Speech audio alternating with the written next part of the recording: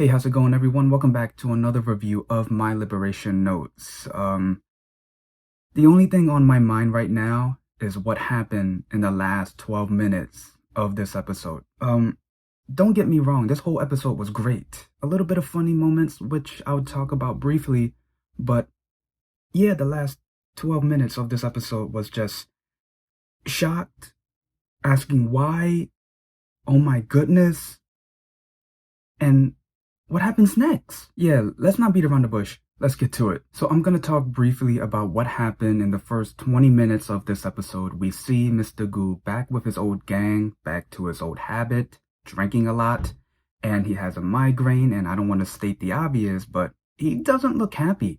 And also, in every scene that you see him with the gang, it didn't matter what he was doing, you can tell that it was literally killing him inside, and he definitely misses Mi-jung. I was laughing at that one scene between Mr. Goo and the baby. I mean, just seeing him holding a drink, staring at the baby like this, I wouldn't be surprised if he was thinking, man, I drank a lot, now I'm seeing things. And then we get to ChangHee. Now, ChangHee, he quit his job, and his dad is not happy about it. When he said that he wishes he had an older brother, I can relate, because if you notice, everything that ChangHee wanted to do, he was never allowed to do it, but when he did it, his dad never approved. So being the oldest, some people can relate, but being the oldest, you are kind of forced to do certain things, to have a certain job, pretty much do, what your parents want to do.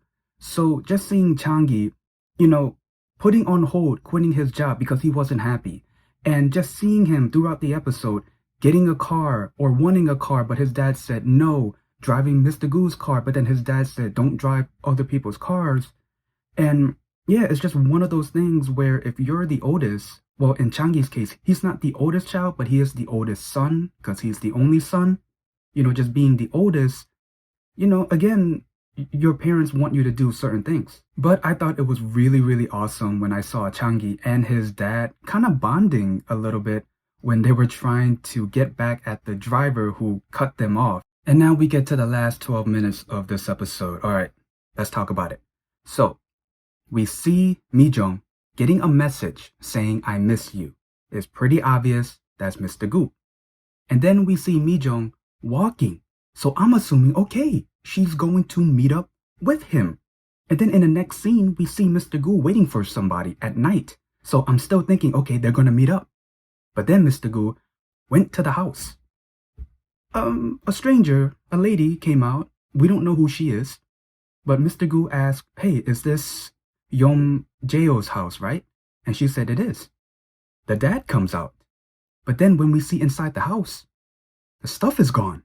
The family portrait is gone. We find out that his wife, the mom, passed away, and we see a scene of ChangHee finding out and calling out to his dad. The really sad part is that the last scene we saw of the mom before she was laid out on the floor was her walking through the market after, meeting Taeun and embarrassing Ki-jung for a little bit. We saw her walking through the market, finding out that her daughter, Mi-jung, cried, and then we hear her crying. That was the last time we saw her, and then the next scene we see her is laid out. Oh, this episode just broke my heart. Just seeing Mr. Goo not happy being back with the gang, just seeing Mi-jung in a slump again, seeing ChangHee continuing not being able to do what he wants to do because of his dad's disapproval.